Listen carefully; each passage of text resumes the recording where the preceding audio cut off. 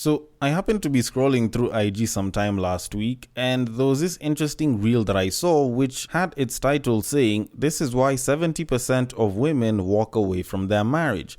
Now, the caption reads, "Statistically, why do 70% of women walk away from their marriage because they are unhappy, while the remaining 30% of married men who are also unhappy stick around?" Now, the reel was a clip that was taken from a podcast which had a relationship coach known as Stefan.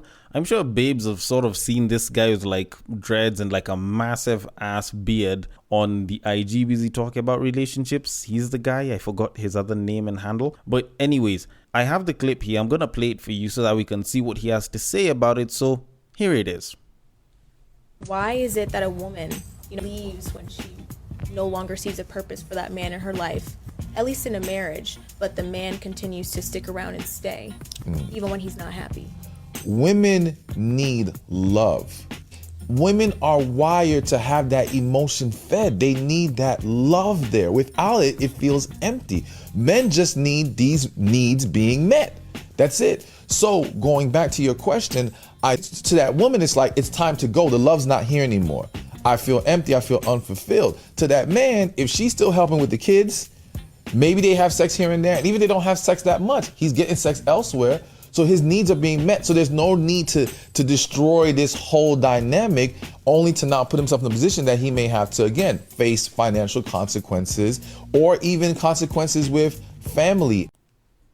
All right. So as far as snippets and information goes, I sort of didn't mind what was being said because it was mostly true. The only issue was I actually had quite a number of issues with a lot of the stuff that was there. First of all, the caption.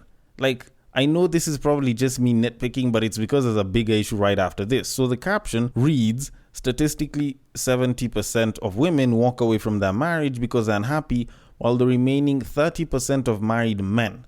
Like, I don't know, maybe it's a typo, but last I checked, it's not like it's 70% of married women who will leave and then the other 30% is men. I don't think it's that way. I tend to think it's 30% of married women who will stay. But that one, I can sort of dismiss it as a typo. But the bigger issue is the fact that it's being said that 70% of women will leave a marriage, which actually isn't what the statistics will say. If it's the statistics that I think that they're referring to, what the stat actually says is that women will initiate 70, if not 80% of the divorces. Now, that's a very, very different thing as to 70% of women would leave the marriage.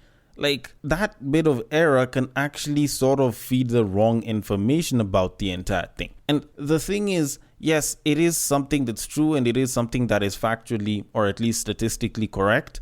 But that's particularly the case for the US. If you're talking about the United Kingdom, if you're talking about different parts of the world, of course that stat is going to vary. And unfortunately, I don't have any stats from Kenya, more so Nairobi, to sort of give people. But I guess we're just going to have to run with the US one right now because that's the one that they were talking about. Now, the thing about that whole stat is that there's very different reasons to it. And there's a very simple reason behind it and not necessarily what this Stefan guy was saying. Because the way this guy sort of put it was he sort of made it seem as though women need love to be happy in a relationship, but men don't need love at all. Like, you have to love that woman, you have to give her love, but with the man, as long as you cater towards his needs, then you don't have to give him love and shit, which actually isn't really correct. Like, it's actually not true. I do believe that men also require love. Hell, I believe that most men would want to know that they're loved in the relationship that they're in. Of course, as a sense of duty, there's a certain level of responsibility that we have as men in our relationships, but we do that out of love, and we honestly do wish that it was reciprocated towards us. Not in necessarily the same way, but, just reciprocated in some way. And the thing is, I thought considering that this is a guy who's responding to this, he'd probably have a more guy-like answer. But I don't know, I never really thought the guy would be really wrong about this, but I guess maybe considering the fact that a lot of his content has been more catered towards the women could mean that he's a little bit wrong, because he might not be looking at it very, very well. Because the thing is, guys actually do want love. It's just that our love is portrayed in very, very different ways. It's not the textbook Disney romance kind of love. It's a very different kind of love that you're supposed to show us, which is why you ask most guys what love language is theirs, and most guys don't even know about love languages, let alone that love languages actually exist. They just know you treat your woman right, and you're gonna get good treatment and the relationship is supposed to move nicely. But babes are more in tune with what their love languages are because there's a certain level of affection that they feel they require based off of the kind of romantic fantasy that's been there, especially in relation to what relationships are supposed to be. So, of course, if your guy can't tell you what love language suits him between gifting, physical touch, words of affirmation, service, and time, like, how the hell do you expect him to be able to explain to you how exactly guys are supposed to be loved? Like, the thing is, most guys actually need very, very little in terms of keeping him well maintained in a relationship. It's usually good sex, respect, and loyalty, and about 60% of loving a man is covered right there. Like, quite literally so. You can cover about 60% of ground just by doing that. So just fucking him, respecting him, and making sure that you are not with any other dudes, it's pretty much key to showing him about 60% worth of love. If you can sort of try and quantify it that way. And then now you can add other things like, can you cook for the guy and do you cook his favorite meals? Then you can add the other love languages over there right at the end. And that would sort of like solidify things between the both of you quite a bit. But for the most part, it's literally just good sex, loyalty, and respect. And hell, you can even drop the sex a little bit down the scale and have loyalty and respect, and the guy will still actually feel appreciated and loved. Which is why a lot of our parents, it's not like they were all up in lovey-dovey relationships with their partners, but because there was that loyalty and that respect, they stayed together. Like, that's how some people have actually managed to stay together for decades on end. And to think that guys don't want love, like, that's a little bit misleading because it's like, oh, men aren't very well processed for love. Men don't need love, so I probably shouldn't love this man. Like, give the guy his love. Trust me, guys want to be loved too. Just the same way babes like being complimented, guys love being complimented too. And that sort of appreciation is something that guys would like. That kind of reciprocity is something that guys would like. But it's just that it's not in the same romantic, sort of affectionate and direct way that babes sort of want their love sort of served to them. Because there's that whole 5 love languages thing where it's like, oh, maybe she's all about acts of service and physical touch. So, you're very touchy with her, you hold her all the time. But, every so often you want to do stuff for her around the house, or you want to help her around with a couple of things here and there. And she feels very loved about that shit.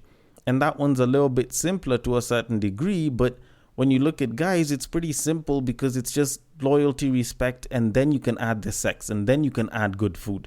Because a lot of that shit will just keep a guy easy. Although the original question did ask why it is that 70% of women are, doing that thing. Because I don't want to mislead people again. Why is it that they're actually doing that? And to be very honest, there's lots of reasons that babes can give for that, and I honestly can't speak for the babes, but the reason why most guys aren't leaving the relationship that quickly or that easily comes down to a much more obvious reason. Like, I don't think that this is something that should be that hard to decipher. Go and ask most guys why they're having trouble getting into marriages and why, even though they're unhappy in a marriage, they're not going to get out. And what you'll find is that most guys aren't initiating divorce per se, mostly because it just hurts more for you as a guy if you decide to take that route. And I'm not talking about the emotional pain of it, even though that one's actually there. It's all the issues that come with it. From things like alimony, from things like child support, to you losing the house that you might have been paying up all of your life's work into, sort of buying. Then you probably buy it, then the divorce happens, you lose the house, you have to go and get yourself another place. It's probably smaller, you have to pay more now for that. Like, you think about the kind of losses that guys will get. Most times they're the ones that'll get kicked out of the house. A lot of times the children will be weaponized against them, and the children might be fed lies or might pretty much be told that he's a bum or he's not a great man or some shit. Stuff that the mom can do quite a lot of times. And as a result, the children can end up hating the father, or just even without having all the indoctrination or the weaponization, the fact that the father ends up not spending as much time as he'd want with the kids, he doesn't have easy access to his own children. And in as much as it might seem like fathers and men don't really care about their children, we actually do. We genuinely do love our own offspring. So to lose the opportunity to spend time with them or to have easy access to them will definitely hurt us. And one thing that we know for a fact as guys is if we're unhappy, the relationship can still continue. And that's something that we wouldn't want to break. Imagine a commitment that's been around for over a decade being broken just because I'm unhappy. I might think about that and be like, you know what? I can find a way around it. But if Shorty feels that she's super unhappy and the marriage is loveless and some shit, she might decide to end it because there's not that much in terms of losses for her that are particularly visible. So she can pretty much get spousal support, she can get child support, she can get half of his shit. Like, I'm not saying that she has benefits to it without cons. Of course she'll have cons, but at the end of the day, the cons of the man heavily outweigh the cons for the woman in the event of one of them choosing to go for a divorce. So, of course, the baby is going to go for the divorce as opposed to the man. Like, it's almost like a guy asking his woman to abort versus her choosing to abort on her own merit. When you kind of look at it, the girl's cons heavily outweigh the guys. So that's why most women will be hesitant to do it if they ever actually choose to. But if they had little to no cons, then they'd probably be a lot faster in making that decision. Although, then again, I might be wrong about this, so I want your thoughts on this. The DMs are open on IG, on Facebook. It is at Breaktime on our side on Twitter. It is at Bagaka the D. Thank you so much for listening all the way till the end, and I will catch you guys on the next break.